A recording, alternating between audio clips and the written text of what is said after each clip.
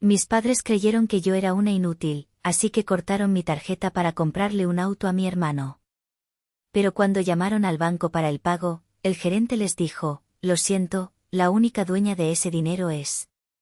El aire en el comedor de nuestra casa en San Pedro Garza García era espeso, casi se podía cortar con el cuchillo con el que mi padre, Porfirio, troceaba su filete.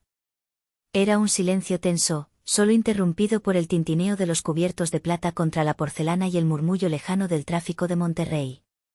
Afuera, el mundo seguía su curso. Adentro, en nuestra fortaleza de mármol y cristal, se libraba una guerra silenciosa de la que solo yo parecía ser consciente. Mi hermano Gael, con esa sonrisa satisfecha que siempre parecía pegada a su rostro, acababa de terminar su gran presentación.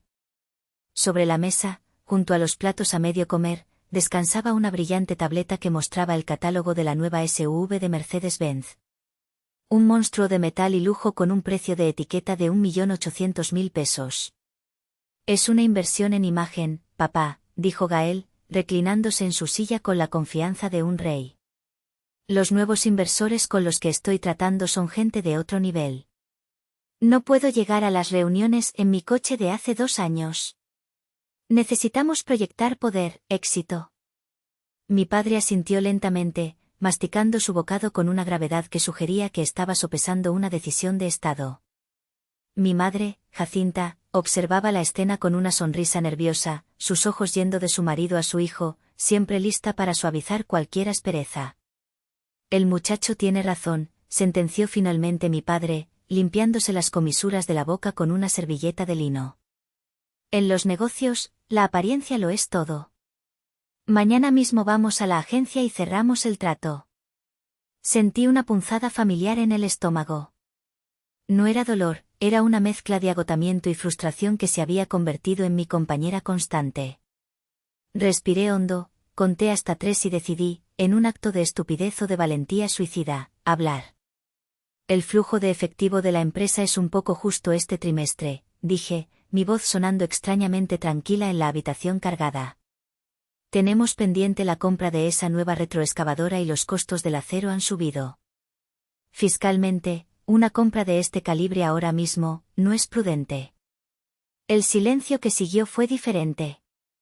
Era un silencio helado, pesado. El tenedor de mi padre se detuvo a medio camino de su boca. Gael dejó de sonreír. Mi madre contuvo la respiración. Porfirio bajó el tenedor lentamente, con una deliberación que me puso los pelos de punta. Sus ojos, oscuros y penetrantes, se clavaron en los míos.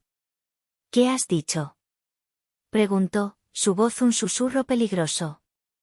Solo digo que quizás deberíamos esperar un par de meses, insistí, sintiendo cómo se me secaba la boca. La maquinaria es una inversión que genera ingresos, el coche es un pasivo que se deprecia. Gael soltó una carcajada, un sonido corto y despectivo. ¿Y tú qué sabes de eso, Azucena? ¿Te lo dijo una de tus calculadoras? Esto es el mundo real, hermanita, no tus jueguitos en la computadora. Tu hermano dirige una empresa multimillonaria, añadió mi padre, y la vena de su sien comenzó a latir, una señal de tormenta inminente. ¿Y tú? ¿Qué has hecho tú aparte de gastar el dinero que nosotros ganamos con el sudor de nuestra frente? Cada palabra era una bofetada. La ironía era tan amarga que casi me ahoga. La empresa multimillonaria que él mencionaba respiraba gracias a mis pulmones, latía gracias a mi corazón, pero ellos eran ciegos a esa verdad. Soy malagradecida, continuó, su voz subiendo de volumen. Te damos un techo, comida, lujos que ni en tus sueños merecerías, y tienes el descaro de cuestionar mis decisiones. Las decisiones que ponen comida en tu plato. Mi madre intentó intervenir. Porfirio, por favor, la niña no quiso. Cállate, Jacinta, rugió él. Estoy harto de su actitud. Harto de su falta de respeto. Parece que necesita una lección. Una lección sobre el valor del dinero. Se levantó de la silla con una brusquedad que hizo que mi madre diera un respingo. Caminó con paso decidido hacia un aparador de caoba, abrió un cajón y sacó unas tijeras de oficina. Mis entrañas se convirtieron en un nudo de hielo. Sabía lo que venía. Dame tu cartera, ordenó. Sin decir palabra, me levanté, fui a por mi bolso y le entregué la cartera. Él la abrió, sacó la tarjeta de crédito corporativa, una extensión de la cuenta principal de la empresa, y la sostuvo en alto entre sus dedos índice y pulgar. ¿Ves esto?, dijo, su voz temblando de una furia helada. Este es el símbolo de tu dependencia. De tu cómoda e inútil existencia. Y entonces, con dos chasquidos secos y violentos, cortó el plástico en 4 pedazos. Los fragmentos cayeron sobre la impecable alfombra persa, un sacrilegio de color azul y plata sobre el intrincado diseño. A ver si así aprendes a vivir sin el dinero de la familia. Gritó, su rostro congestionado por la rabia. Ya veremos cuánto duras. Se quedó de pie, jadeando, con las tijeras aún en la mano, esperando mi reacción. Esperaba lágrimas. Esperaba súplicas. Esperaba un colapso. Pero yo no le di nada de eso. Lo miré fijamente a los ojos, y en el fondo de sus pupilas no vi a un padre, sino a un carcelero asustado que acababa de usar su última arma, sin darse cuenta de que los muros de la prisión siempre habían sido míos. No sentí dolor. No sentí humillación. Sentí una calma extraña y absoluta, como el ojo de un huracán. El vaso no solo se había derramado. Se había hecho añicos, y yo, por fin, era libre. Me agaché con una lentitud deliberada, mis movimientos fluidos, sin un ápice de temblor. Mi padre y mi hermano me observaban desde arriba, sus expresiones pasando de la furia triunfante a una incipiente confusión. Mi madre se tapaba la boca con la mano, sus ojos llenos de un pánico silencioso. Con la punta de los dedos, recogí el primer trozo de plástico. El logo del banco partido por la mitad. Luego el segundo, con las primeras letras de mi nombre, Azuk. El tercero, con los últimos dígitos de la cuenta. Y el cuarto, el chip dorado, ahora inerte. Me levanté, con los 4 fragmentos descansando en la palma de mi mano. No pesaban nada, pero para mí contenían el peso de años de condescendencia, de silencios forzados, de una identidad borrada. Tienes razón, papá, dije, y mi voz sonó serena, ajena, como si perteneciera a la mujer que yo era antes de que me convencieran de que era pequeña. Necesito aprender. Subí las escaleras hacia mi habitación sin esperar respuesta. El sonido de sus voces confusas a mis espaldas era un murmullo lejano de otro mundo. Cerré la puerta detrás de mí, un gesto suave que se sintió como un portazo definitivo. En la soledad de mi cuarto, el que había ocupado desde niña, abrí la mano. Allí estaban las llaves rotas de mi jaula. Y mientras las miraba, las paredes de la habitación parecieron disolverse, transportándome a mi museo personal, un lugar en mi mente donde coleccionaba las injusticias, cada una un artefacto que contaba la historia de cómo me había vuelto invisible. La primera exhibición, la pieza central, estaba fechada hace 5 años. Veía a mi padre, Porfirio, sentado en esa misma mesa del comedor, pero no con furia, sino con una desesperación gris que le había robado el color de la cara. Construcciones Reyes, la empresa que mi abuelo había levantado desde cero, se ahogaba en deudas. La crisis inmobiliaria y un par de malas decisiones de mi padre la habían dejado al borde de la quiebra.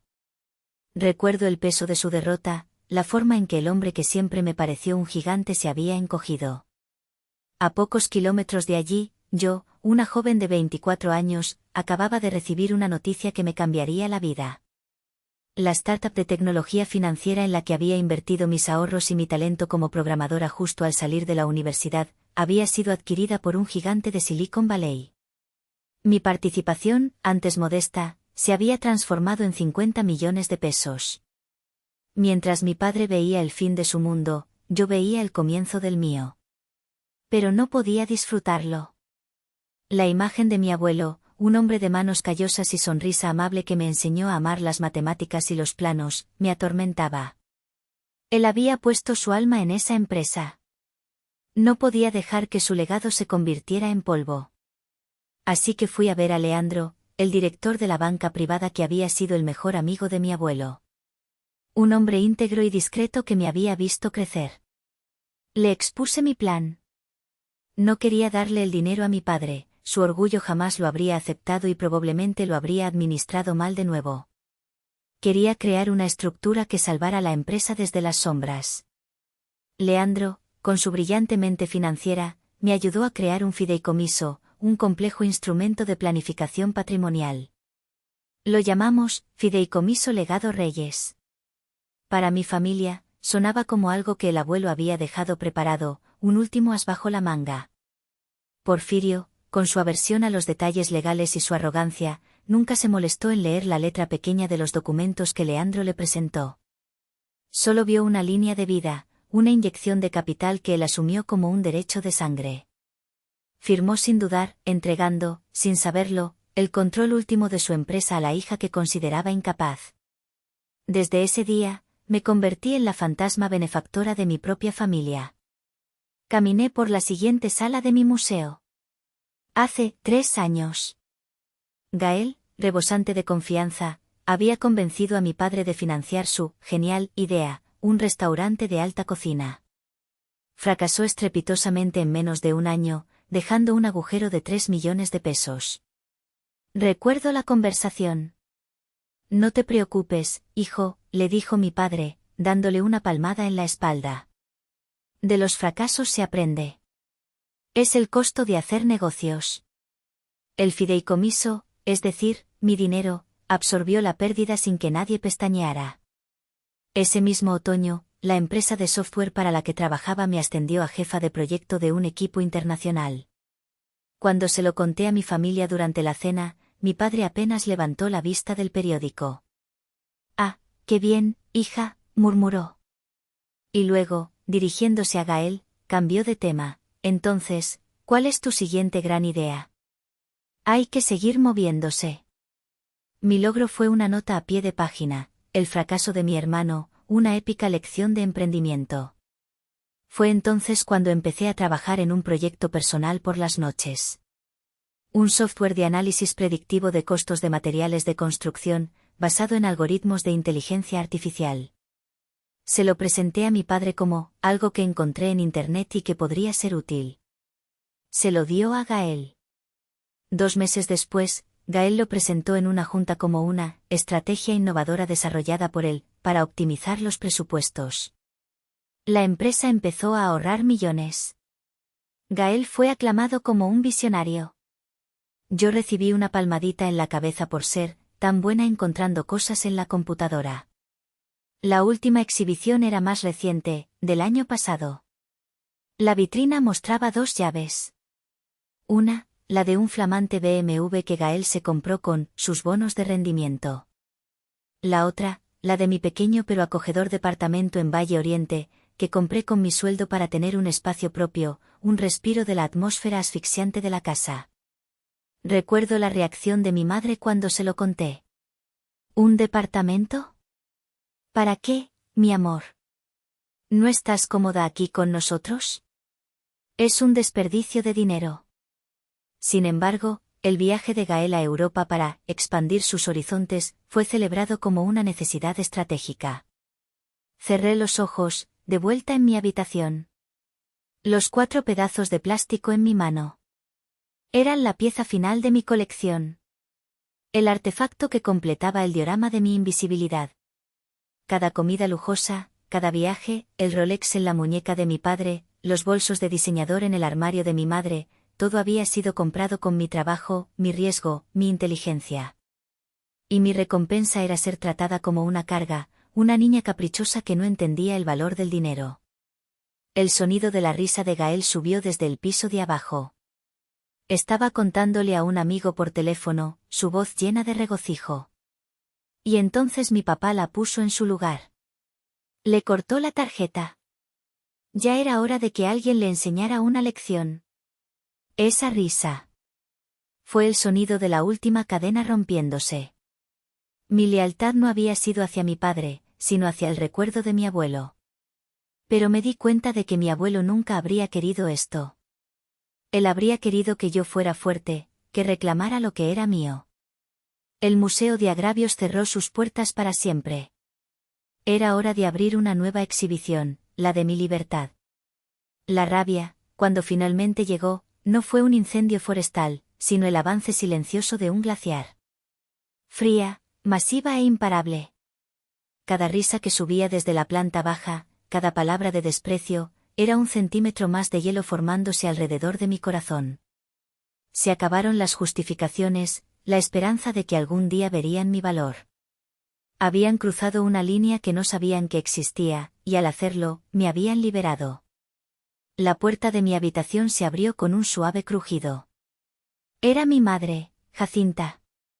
Su rostro mostraba una estudiada expresión de preocupación, la máscara que siempre usaba para mediar en los conflictos que ella misma permitía que se enconaran. Azucena, mi niña, empezó, su voz un susurro conciliador. Tu padre ya está más tranquilo. Tu hermano también. ¿Por qué no bajas y hablas con ellos? Discúlpate y verás que todo se arregla. Sabes que tu padre te quiere, solo que tiene un carácter fuerte. La miré, y por primera vez no vi a mi madre, sino a la arquitecta principal de mi jaula. La que pulía los barrotes dorados con excusas y silencios cómplices. Su necesidad de una paz superficial era más fuerte que su instinto de proteger a su hija. Tienes razón, mamá, dije, y la calma en mi voz la sorprendió. Es hora de que aprenda a valerme por mí misma. Una sonrisa de alivio se dibujó en su rostro. Malinterpretó mis palabras como una señal de rendición, de que la lección de mi padre había funcionado. Esa es mi niña inteligente, dijo, dándome una palmadita en el brazo.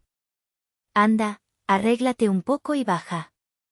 Verás que para la hora del postre ya todos estarán como si nada. Asentí y la vi salir, cerrando la puerta tras de sí. Como si nada. Esa era la filosofía de mi familia. Barrer la basura debajo de la alfombra hasta que la montaña fuera tan alta que ya no se pudiera caminar. Pero yo ya no iba a vivir en esa casa sucia. Me senté frente a mi laptop. El dispositivo que ellos llamaban mi juguetito. Mis dedos, que habían bailado sobre teclados escribiendo miles de líneas de código complejo, se sentían firmes y decididos. Ignoré las notificaciones de mensajes de mi tía Celina, la portavoz no oficial del clan, seguramente ya informada y lista para darme un sermón sobre la gratitud familiar. Abrí mi correo electrónico. La pantalla en blanco era un lienzo, el futuro esperando a ser pintado. No había duda. No había vacilación. El plan había estado latente en el fondo de mi mente durante meses, quizás años. Una ruta de escape de emergencia que esperaba nunca tener que usar. La humillación de la cena no fue el nacimiento del plan, sino la llave que abría la última puerta. Redacté un nuevo mensaje. El destinatario, Leandro. El único aliado, consciente o no, que tenía en todo este embrollo. El nombre del protocolo me vino a la mente de forma natural, inspirado por un arte que había empezado a practicar en secreto para calmar mi ansiedad, el kintsugi, el arte japonés de reparar cerámica rota con oro, celebrando las cicatrices en lugar de ocultarlas. Ellos me habían roto.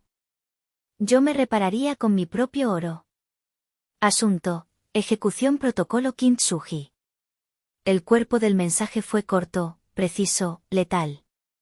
Cada palabra, un clavo en el ataúd de su arrogancia. Estimado Leandro. Por medio del presente, solicito la ejecución inmediata del protocolo kintsugi, según lo estipulado en el acta constitutiva del fideicomiso Legado Reyes. Te instruyo a proceder con los siguientes puntos con efecto inmediato. 1. Revocar de forma permanente todo acceso, firma y autorización de los usuarios secundarios, Porfirio Reyes y Gael Reyes, a todas las cuentas, inversiones y líneas de crédito asociadas al fideicomiso. 2. Transferir la totalidad de los saldos líquidos a la cuenta de contingencia 7, AZ, de la cual soy única titular. 3. Poner en espera cualquier transacción o pago programado que exceda los 10.000 pesos hasta nueva orden directa de mi parte. Agradezco tu discreción y pronta confirmación una vez que el protocolo haya sido completado. Saludos cordiales. Azucena Reyes. Mi dedo se detuvo sobre el botón de enviar. Por un instante, un latido de duda. El eco de años de condicionamiento. Es tu familia. Les debes lealtad. Y entonces, como si el universo quisiera darme el empujón final, escuché la voz de mi padre desde el salón, hablando por teléfono, su tono lleno de una jactancia recuperada. Sí, tuve que ponerla en su lugar. Esta generación no entiende de jerarquías. Cree que porque sabe usar esas maquinitas puede opinar de negocios. Pero una buena lección a tiempo y verás cómo vuelve al redil. La condescendencia. La absoluta certeza de su poder sobre mí. Fue el sonido más liberador que había escuchado en mi vida. Hice clic. El suave sonido del trackpad fue casi inaudible, pero en el silencio de mi habitación, resonó como un disparo. El correo se había ido. La orden estaba dada. La guerra silenciosa había terminado, y yo la había ganado sin levantar la voz. Cerré la laptop con una lentitud ceremonial. La pantalla se oscureció, un telón cayendo al final de una obra de teatro dolorosamente larga. La farsa había terminado. Y yo era la única que lo sabía. La espera, en lugar de ser una tortura de nervios, fue un bálsamo de serenidad. No sentía ansiedad, ni miedo, ni siquiera una pizca de arrepentimiento. Sentía una calma gélida, una certeza absoluta que nunca antes había experimentado. Era la calma de quien ha tocado fondo y se da cuenta de que el fondo es una base sólida desde la cual impulsarse hacia arriba.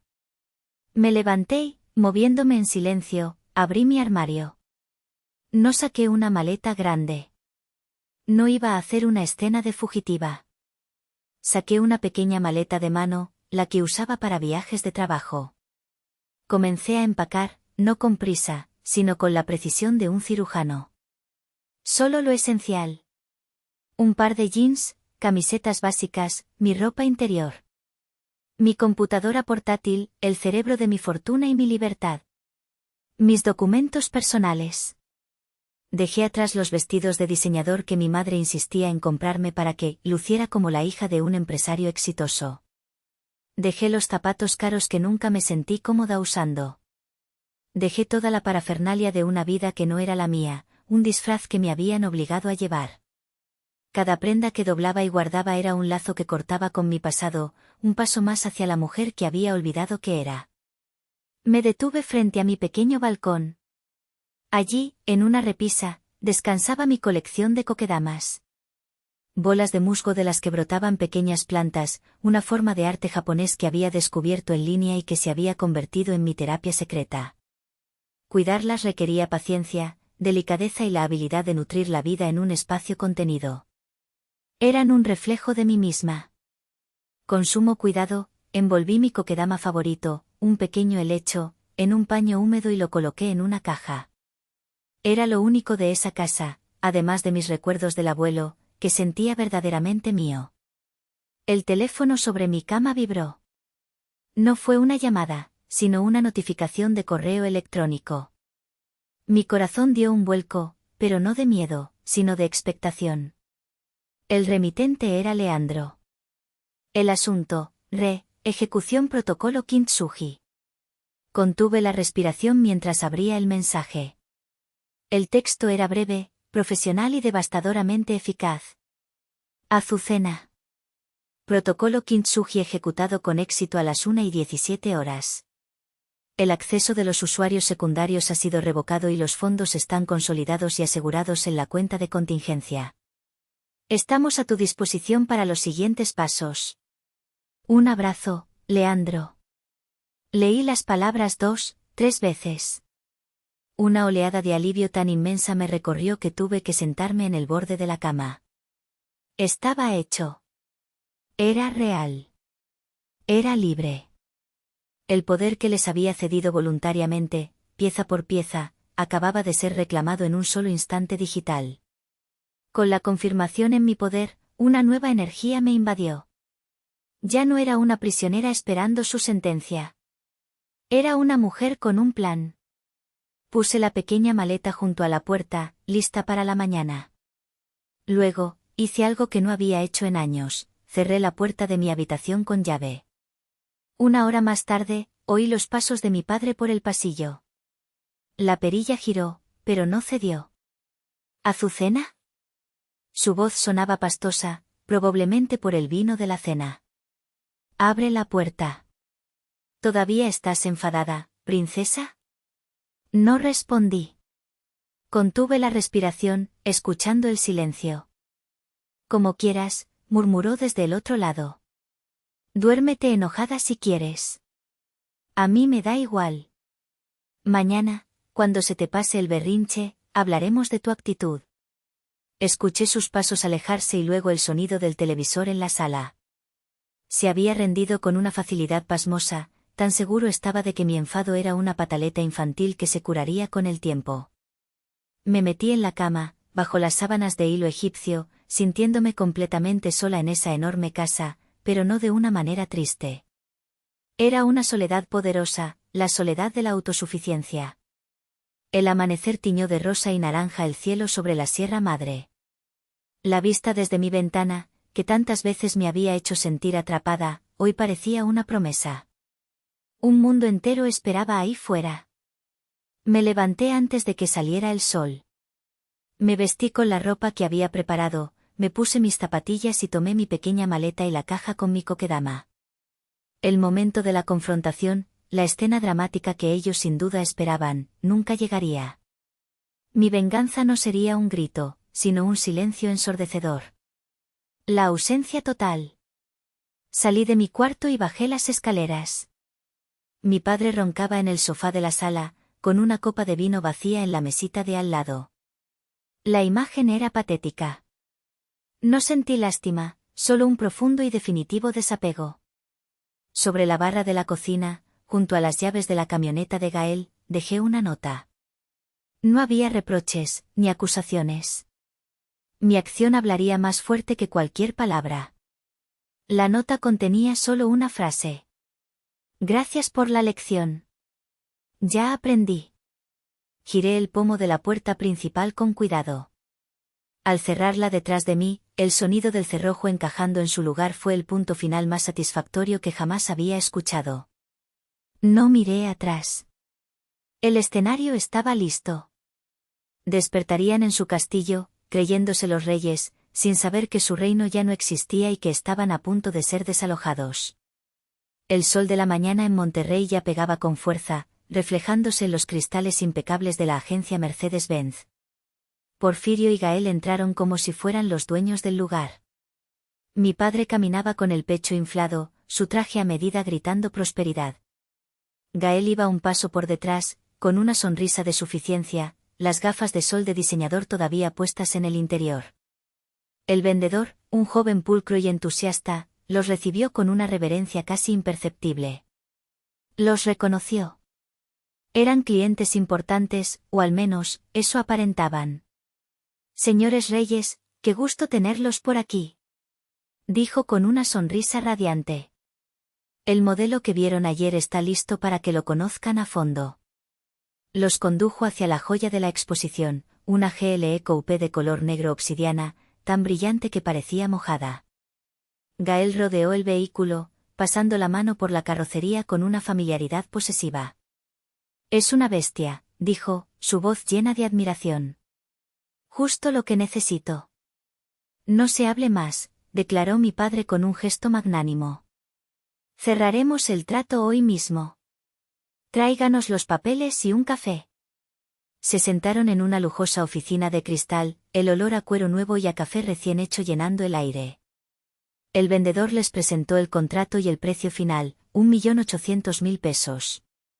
Mi padre ni siquiera parpadeó. Para él, era una cifra trivial, un capricho necesario. Firmó los documentos con una pluma Montblanc que sacó del bolsillo interior de su saco. Todo era parte del espectáculo, la meticulosa construcción de su personaje como patriarca exitoso. Perfecto, dijo el vendedor, recogiendo los papeles. Ahora solo necesitamos procesar el pago y el vehículo es todo suyo, señor Gael. Gael, con un gesto estudiado, sacó su cartera y extrajo la reluciente tarjeta American Express corporativa. La deslizó sobre la mesa con la confianza de quien mueve una pieza ganadora en una partida de ajedrez. Adelante. El vendedor pasó la tarjeta por la terminal. Esperaron el familiar pitido de aprobación. En su lugar, un zumbido bajo y una luz roja parpadeante. La pequeña pantalla mostró dos palabras que no encajaban en su universo: transacción declinada. La sonrisa de Gael vaciló. ¿Qué pasa? Pásala de nuevo, seguro es un error de la máquina. El vendedor, un poco nervioso, obedeció. El resultado fue el mismo. Qué raro, murmuró el joven, su profesionalismo empezando a resquebrajarse. Permítame intentar con otra terminal. La humillación comenzó a filtrarse en la habitación con aire acondicionado. Mi padre frunció el ceño, su impaciencia creciendo. No puede ser, dijo Porfirio, su voz con un filo de irritación. Esa cuenta tiene fondos de sobra. Saca la tuya, la personal. Gael, ahora visiblemente incómodo, sacó otra tarjeta. De nuevo, declinada. Esto es ridículo, exclamó mi padre, levantando la voz. Otras personas en la agencia empezaron a mirar discretamente hacia la oficina de cristal. El teatro privado se estaba convirtiendo en un espectáculo público. Dame acá. Mi padre sacó su propia cartera, una pieza de piel exótica, y puso sobre la mesa su tarjeta Visa Platino personal. Pruebe con esta. Y que sea la última vez. El vendedor, sudando ligeramente, pasó la tarjeta. Fondos insuficientes. El rostro de mi padre pasó del rojo de la furia al pálido de la incredulidad. Se quedó mirando la terminal como si le hubiera hablado en un idioma alienígena. Tiene que haber un error en el sistema del banco, masculló, más para sí mismo que para los demás. Un error masivo. Se levantó bruscamente. Vamos a aclarar esto. Sacó su celular, furioso, y marcó el número de la línea de banca privada, la que siempre respondía al instante.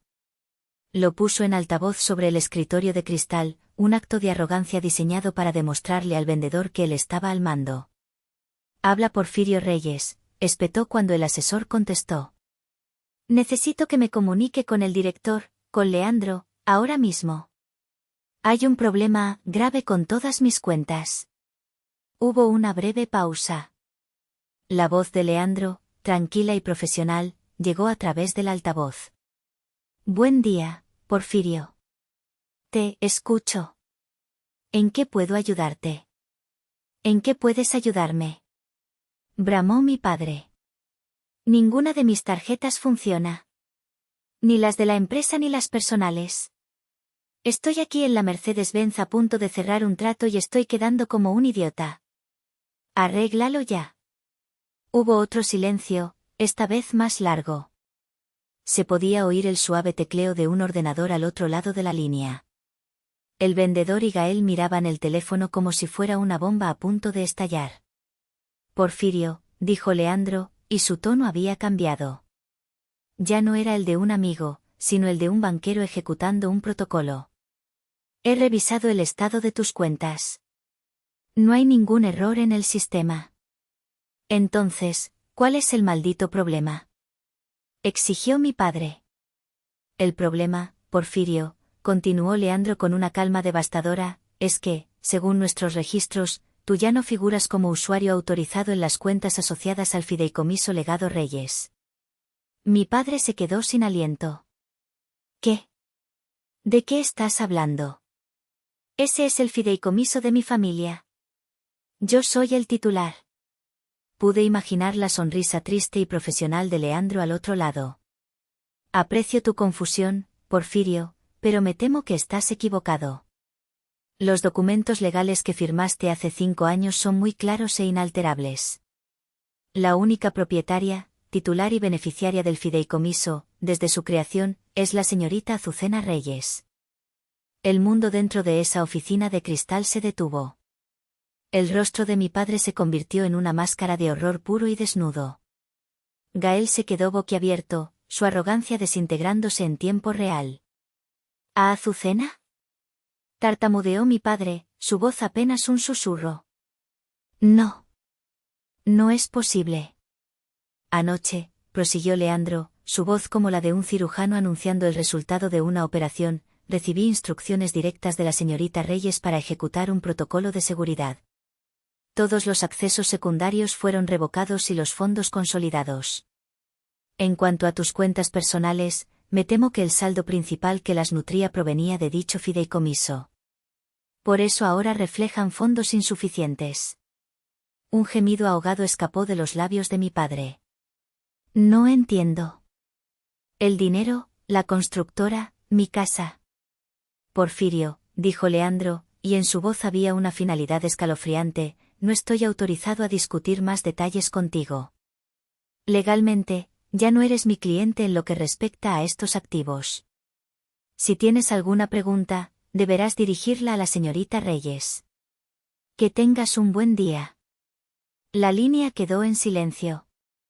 El teléfono, sobre el escritorio, parecía un objeto maldito. Porfirio se desplomó en la silla, su cuerpo de repente sin fuerzas. Gael, pálido como un fantasma, tuvo que apoyarse en el brillante capó del coche para no caer. El rey estaba desnudo. Y el teatro entero lo estaba viendo. El hombre hecho a sí mismo era una ficción.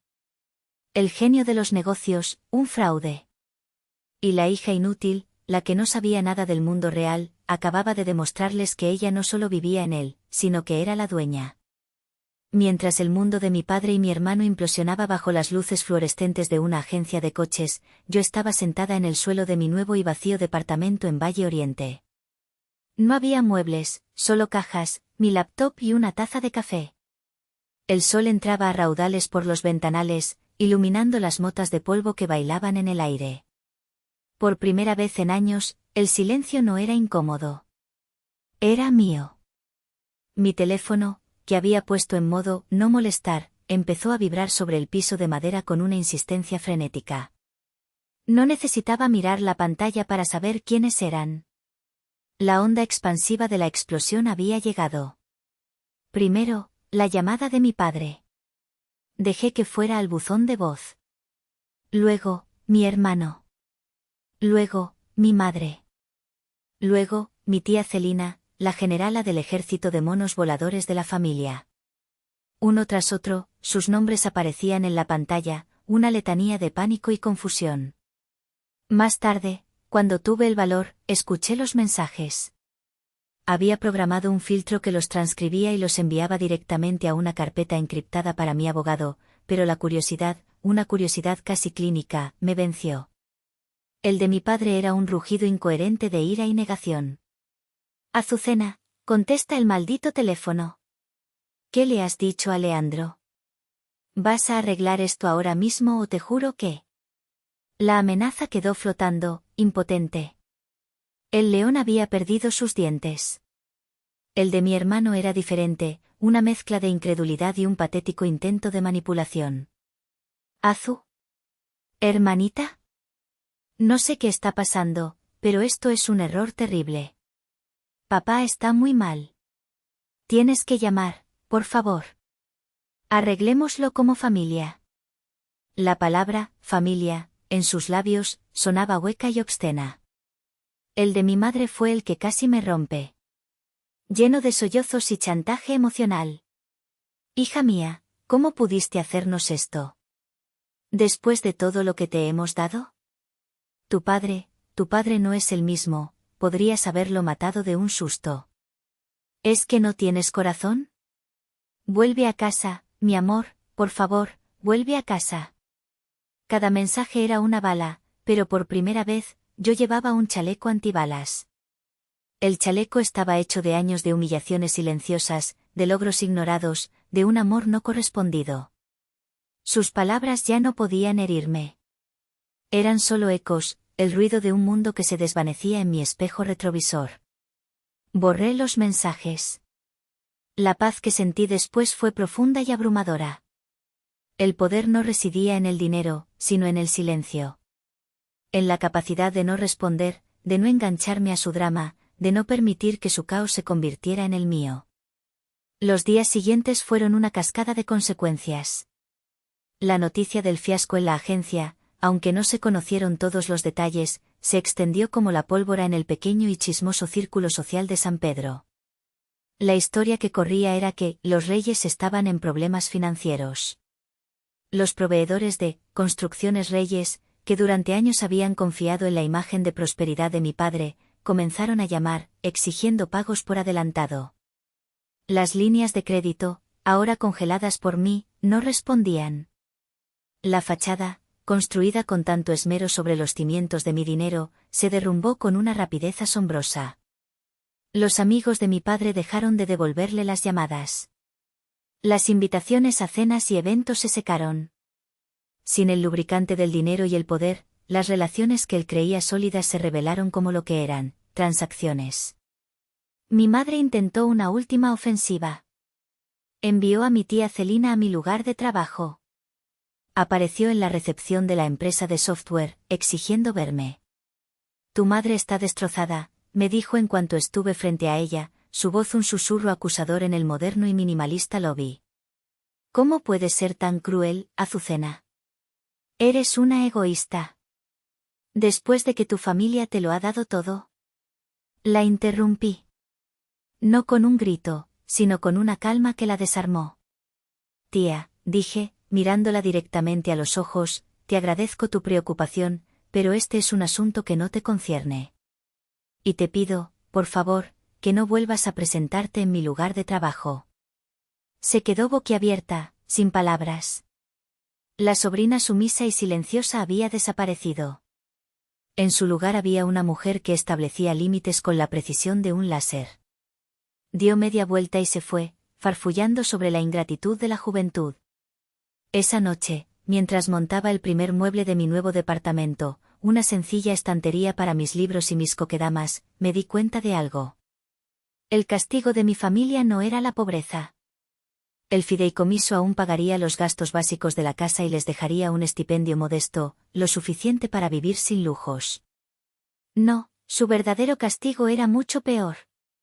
Era la irrelevancia. Era el silencio. Era el espejo que yo les había puesto delante, obligándolos a ver, por primera vez, la imagen real de sí mismos, sin los filtros dorados que mi dinero había comprado. Una semana después del día del juicio en la agencia, acepté reunirme con ellos. No en nuestra antigua casa, ni en un lugar neutral. La reunión tuvo lugar en una sala de juntas con paredes de cristal en el piso 40 de la torre donde mi abogado tenía sus oficinas. Un territorio que me pertenecía. Cuando entraron, apenas los reconocí. Parecían haber envejecido 10 años en 7 días. Mi padre, el imponente Porfirio, caminaba con los hombros caídos, su traje caro ahora pareciéndole 2 tallas más grande. Mi madre tenía los ojos hinchados y rojos, y se aferraba al brazo de mi padre como si temiera caerse. Gael, el eterno niño de oro, había perdido su brillo. Miraba al suelo, su arrogancia reemplazada por una expresión hosca y resentida. Se sentaron frente a mí y a mi abogado, una larga mesa de caoba pulida separándonos. El silencio se prolongó hasta que fue mi abogado quien lo rompió. Mis clientes están aquí para escuchar, dijo simplemente. Fue mi padre quien habló primero, su voz ronca. Azucena, hija, no sé qué decir. Todo esto, es un terrible malentendido. Luego vino el torrente. Un flujo desordenado de excusas, súplicas y acusaciones veladas. Que ellos no sabían. Que si lo hubieran sabido, todo habría sido diferente. Que yo los había engañado. Que cómo podía destruir así a mi propia familia. Gael murmuró algo sobre cómo él había trabajado duro, cómo se había partido el lomo por la empresa. Mi madre simplemente lloraba en silencio. Los dejé hablar. Dejé que vaciaran todo su veneno, todo su miedo, toda su autocompasión. No los interrumpí. Escuché con la distancia de un antropólogo observando una tribu extraña. Cuando finalmente se quedaron sin palabras, un silencio expectante llenó la sala. Esperaban mi veredicto. La reina decidiendo si perdonarles la vida a sus súbditos rebeldes. Mi abogado deslizó una carpeta de cuero a través de la mesa. La señorita Reyes no está aquí para discutir el pasado, dijo su voz, cortante y profesional. Está aquí para establecer los términos del futuro. Mi padre abrió la carpeta con manos temblorosas. Dentro había un contrato. No era una oferta. Era un ultimátum. No voy a liquidar la empresa, dije, y fue la primera vez que hablé. Mi voz sonaba firme, clara. No voy a destruir el legado de mi abuelo. Voy a salvarlo. Pero lo voy a salvar de ustedes. Le expliqué los términos, cada uno una píldora amarga que tendrían que tragar. Primero, yo asumiría el cargo de directora general de Construcciones Reyes, con control absoluto y total sobre las finanzas, las operaciones y la estrategia. El software que había desarrollado en secreto se implementaría oficialmente, bajo mi supervisión. Segundo, mi padre sería nombrado presidente honorario. Un título vacío. Podría conservar su oficina, pero no tendría firma, ni poder de decisión, ni voto en el consejo. Sería una figura decorativa, un fantasma en la empresa que una vez creyó suya. Tercero, Gael sería degradado a supervisor de obra junior. Tendría que presentarse en las construcciones a las 7 de la mañana, usar casco y botas como todos los demás, y reportar directamente a un jefe de proyecto que yo designaría. Su sueldo sería el de un supervisor junior, sin bonos ni coche de empresa. Tendría que demostrar su valía desde cero. Y cuarto, y el más importante, como familia, asistiríamos a terapia. Juntos. Sin excusas. Se quedaron mirándome, sus rostros una mezcla de shock y humillación. Gael pareció que iba a protestar, pero una mirada de mi padre lo silenció. Sabían que no tenían otra opción. La alternativa era la bancarrota total, el escándalo público, la pérdida de todo. Firmaron. Con la misma pluma Montblanc con la que mi padre había firmado la compra del coche, ahora firmaba su rendición. Hoy, un año después, Construcciones Reyes, es más rentable que nunca. He diversificado nuestras inversiones, implementado tecnología y renegociado contratos. Dirijo la empresa con la lógica y la eficiencia que siempre supe que necesitaba. La relación con mi familia es complicada. Es una frágil red de sesiones de terapia y reuniones de trabajo tensas. Hay días buenos y días malos. Mi padre a veces olvida su lugar y trata de dar órdenes. Mi hermano aún alberga un profundo resentimiento. Mi madre todavía intenta suavizar las cosas que necesitan ser duras. Pero por primera vez en nuestras vidas, nuestra relación se basa en la verdad. Una verdad brutal y difícil, pero verdad al fin y al cabo. A veces, por la noche, me siento en el balcón de mi departamento, cuidando mis coquedamas. Miro las luces de Monterrey extendiéndose a mis pies y pienso en los pedazos de esa tarjeta de crédito. Los guardo en una pequeña caja de madera sobre mi escritorio. No como un trofeo de venganza, sino como un recordatorio. Un recordatorio de que a veces, para reconstruirte, primero tienes que permitir que te rompan. Un recordatorio de que las cicatrices, cuando se rellenan con oro, pueden convertirse en la parte más fuerte de ti. Les di una oportunidad de reconstruir, pero bajo mis reglas. Muchos de mis amigos dicen que debí abandonarlos por completo, que nunca cambiarán. ¿Ustedes qué opinan? ¿Hice lo correcto o fui demasiado blanda?